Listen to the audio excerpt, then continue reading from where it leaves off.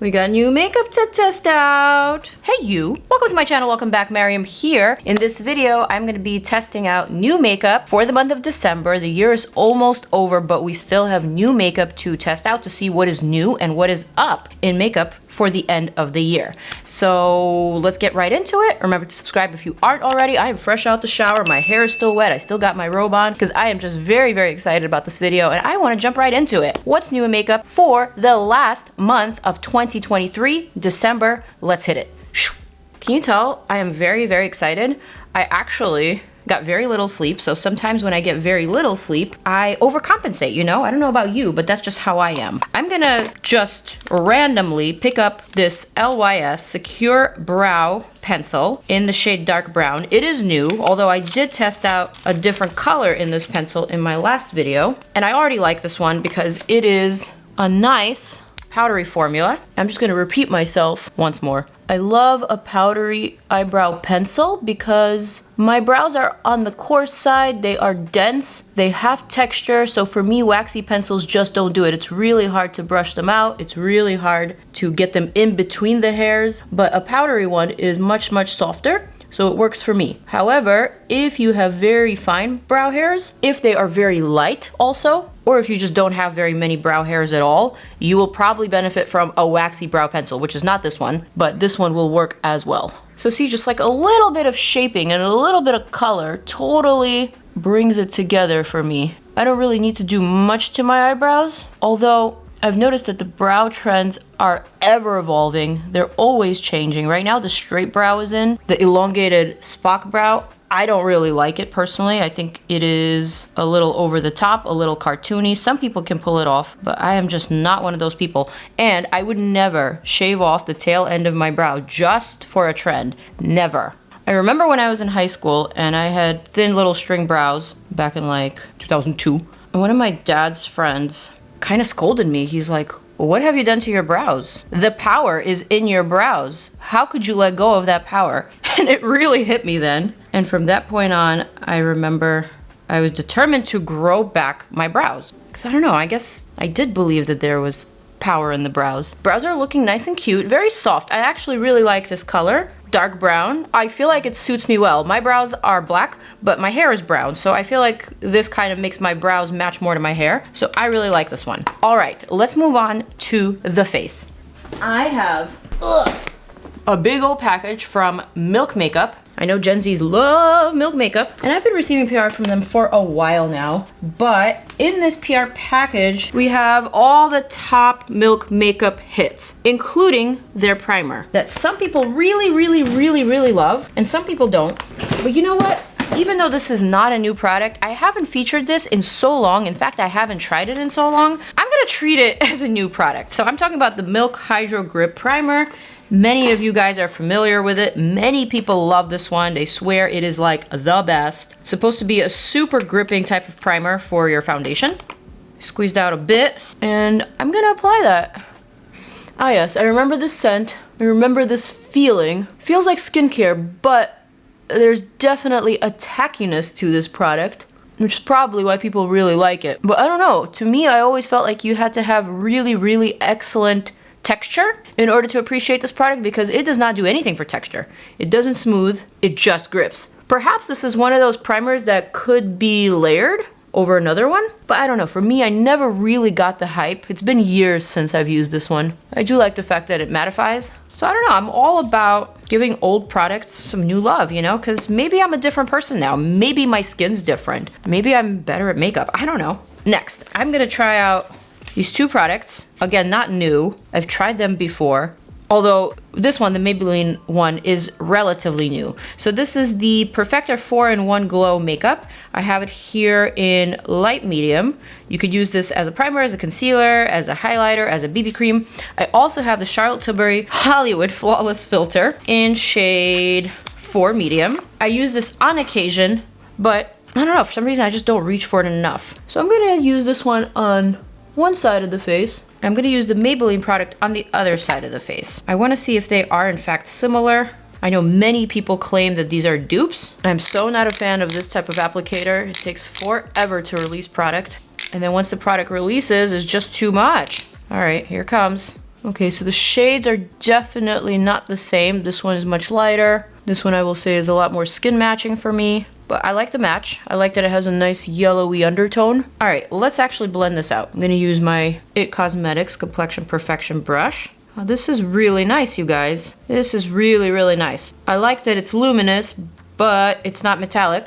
So it has that optical illusion of hiding your imperfections and smoothing out some bumps. But honestly, really, really nice. All right, I'm gonna blend out the Hollywood Flawless filter. I understand why people say that these are dupes. I feel like this product is trying to imitate the Flawless filter, and it's doing a great job, actually. Granted, I don't have them in the same exact shade, but I will say I like this shade better because it actually matches my skin. So what I'm gonna do is apply that to all the areas that I need to cover up, like that bump, like these dark spots over here from old acne. My skin right now is on the good side of just a couple of small bumps, but nothing I can't live with. The coverage is light. It feels very lightweight. Definitely more of a BB cream situation rather than a foundation. Obviously, it's not going to cover up the harsher spots like this one, but I think it's doing kind of okay for my dark spots on my jawline. I do have another pimple right here. I think that's good for the base. The rest I'm going to take care of with concealer. And for concealer, I do have a new one from CoverGirl. It is their Clean Invisible Concealer. I have it here in shade 109. I'm going to add some of that to my under eye. And I'm going to brighten just certain points of interest in between my brows, the chin, around the mouth, kind of like that. And then I'm going to blend it out. This concealer is very, very lightweight. Creamy, but a light formula, not super opaque. I prefer a more pigmented formula personally, but for the sake of brightening and mattifying certain areas, I think it's okay. The only thing is, it actually dries down kind of quickly. Ooh, girl, no, it dries down really, really quickly. I'm not sure I'm a fan, CoverGirl. CoverGirl has been on a roll with great products, especially in their Clean Fresh line. But this one, sadly, I don't think this is it. It's a little bit patchy too. It dries down, and then the product itself is actually hard to blend out, but yet it's not offering much coverage. So I can't say I'm enjoying this one. Sorry. Oh girl, no. This is very weird. I feel like the brush is just lifting the product off of my face. Very weird. What the heck? So either this is a product that you have to work into your skin very, very quickly. You can't just like let it sit there. Or I don't know what else to say because that didn't really do much of anything, if I'm honest. Did it brighten my under eye? Maybe. But was it worth the time and the effort? Probably not. Sorry to say, not a hit. I'm reluctant to test out their powder, also from the same Clean Invisible line, but I'm gonna test it out. I'm gonna reach for this Jones Road The Best Blush. That is what it's called, The Best Blush. I'm not sure if it's actually the best. Oh, it's tiny. The color's really pretty, actually. For some reason I thought this was gonna be a cream product. It's not, so I'm gonna save this. And instead, I'm gonna go for this Matte Beauty Blush Wand from Charlotte. Have not tried this color yet. It is called Pillow Talk Dream Pop. This is rather on the red side, but let's try it. Okay, this actually blends out really nice, sheer like I wanted it, not like the Rare Beauty blushes that seem to spread the moment you start blending them out. They seem to be getting more and more pigmented. This is nothing like that. This is not as opaque or as pigmented. This is a sheer version of that. So for a color like this, bright red, I think this formula is perfection. So I'm kind of taking that strawberry makeup look into the holiday season because I think it's so appropriate for the holiday season and for the colder weather. For some reason I feel like I applied more blush on this side than on the other side. Crazy. So the blush is applying kind of patchy over the parts where I had that CoverGirl concealer. Like right here is where I tried blending it out. And I can see that it is getting a little bit finicky in that border. Everywhere else it's applying fine. So that just tells me that CoverGirl concealer is not the one for me. But this blush is really, really cute. CoverGirl, we're back at it. I am gonna attempt to use this powder. This is in shade Buff Beige. It looks pretty light to me. So I'm gonna take this Wayne Goss brush, old school brush. I'm gonna see what I can do here. I'm gonna basically powder down the blush, and especially the borders of the blush. That's where I like to sort of use the powder to minimize the redness of the blush and also to lock it in. Okay, this powder actually is really nice. Thank God, because I was worried. It feels micro fine. There's enough pigment in this product to actually add color and to color correct if you need to. So because this is a much lighter color on me, I'm just using it for brightening, specifically the center of the face. As you can see, it's even minimizing that spot that I had on my forehead. But this does not feel powdery. It feels very hydrating, in fact. Oh, I wonder what the ingredients are. Okay, this is totally vegan. I like it. All right, let me go ahead and tone down this blush here on this side of the face. Also in the temple and kind of just all over. Also has an included sponge, so I'm going to use that as well, just to see if a concentrated amount of product will yield a different result. Yeah, okay. This powder is definitely very, very promising. I like how smoothing it is, and I like how pigmented it is without actually looking like powder. So I like what it did to my pores. I like what it did to tone down my blush. And you know what? I'm even curious to see how it will set my concealer that you can barely see. But since we're trying new makeup, I feel like I might as well attempt. Tiny little brush, just a little bit of product. Oh yeah, this is fine enough for the under eye. I'm here for it. So not everything is bad. Even though I did not like the concealer at all, I think this powder is quite promising. So I'm definitely gonna keep it around. I'm gonna see how it wears. Of course, that's the biggest sign of whether I'll be keeping it around or not. But so far so good. Really healthy complexion, really radiant. I'm into it. All right, for my brow gel, I'm gonna go for the Milk Makeup Kush Brow Lamination Gel. I can't remember if I've tried this or not, but I'm gonna treat it as a new product that I haven't yet tried. I'm gonna brush my hairs backwards. This has a really funky smell that, although funky, I'm not turned off by. Okay, I don't know if this is gonna actually laminate my brows. This is a very similar consistency to the Hydrogrip Primer. It's kinda grippy and sticky, and it looks like it's working. But I don't know, I'm just not quite sold yet. I'm not sure if this is strong enough for my brows. They are definitely sticking to my skin, but how long will they stick for is the real question. Will they peel off? Yeah, they're peeling off all right, but it's weird because it is a little bit sticky. So I'm not sure. Again, if you have fine brows, I feel like you might like this.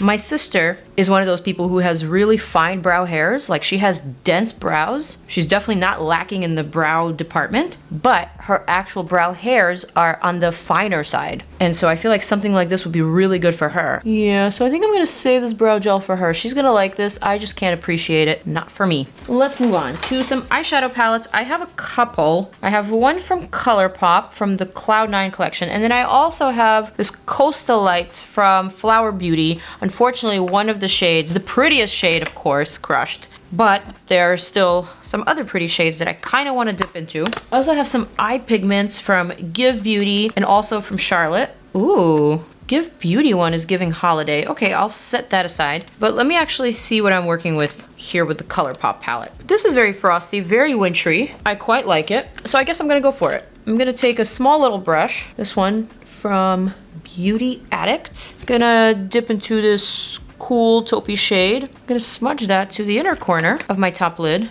and then also to the outer corner of my top lid, but more in a wing, like that. And then with my eye open, I'm gonna bring that color back kind of into my movable crease. Something like that. Oh, and I did forget to mention, I actually dipped into this gray shade and mixed it with the taupe for the outer corner. So I'm gonna do that again. Again, eye open, and then just dragging that back into the movable crease. Yeah, like that. Okay, next I'm gonna reach for this palette because this Periwinkle shade is looking so pretty to me. Oh, I'm gonna pop that to the center of the lid. This looks gorgeous. I've always really liked Flower Beauty eyeshadows. There was a rumor for a while that Flower Beauty used the same makeup lab as Chanel Beauty. That's right. I don't know how true that is, but Drew Barrymore was married to someone who was tied to Chanel. So perhaps that's where that rumor stemmed from, but I can't actually confirm that this is true. But I will say that the quality of Flower Beauty eyeshadows and just their products in general has always been superb. It always has felt like luxury makeup, outside of their packaging, of course, which feels very drugstore, but the product itself has always felt very much high-end. Okay, I really like this frosty vibe on the lids. It is so cute. I'm gonna set that aside. I'm gonna go back into the Cloud 9. I'm gonna dip into this Totally Circus eyeshadow shade. Looks like a bluey, kind of silvery, frosty shade. I'm gonna add that to my inner corner. Oh, This is so pretty. This is so, so pretty. Oh my gosh. I feel like this is a very Gen Z friendly type of palette.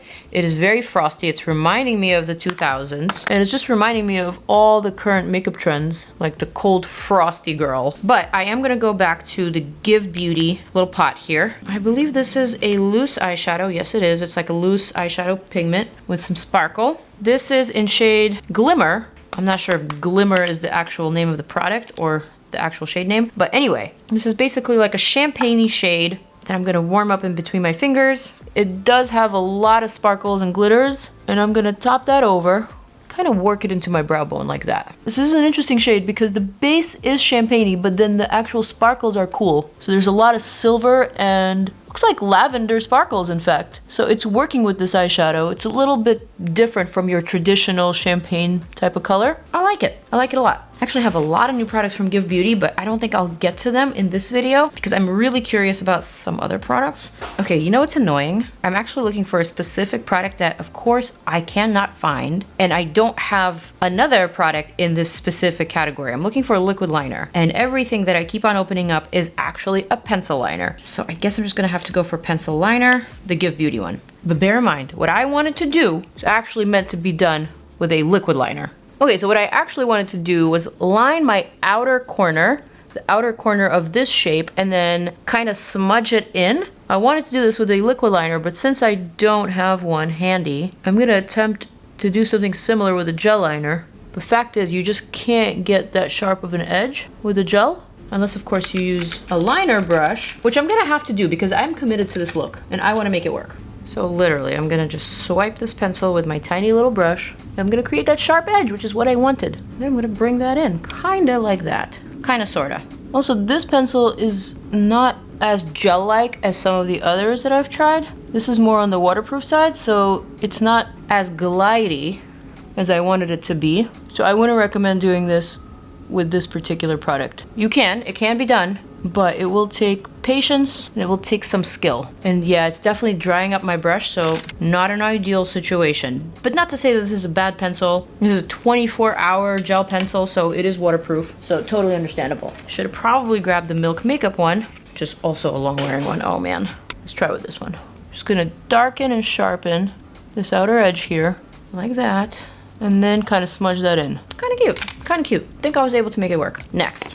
For mascara, I'm gonna use the One Size Fantasize Mascara. We'll curl my lashes and add just a few coats. This is a drier formula mascara. Definitely feels more clumpy, but it's making my lashes look huge. Not bad. My favorite category is the lip category because I have quite a few interesting products to test out. I have the Flower Beauty Petal Pout Lip Mask in the craziest supernova looking color. And I also have the new CALIRAY Hydrating Lip Gloss, Lip Plumper, shall I say.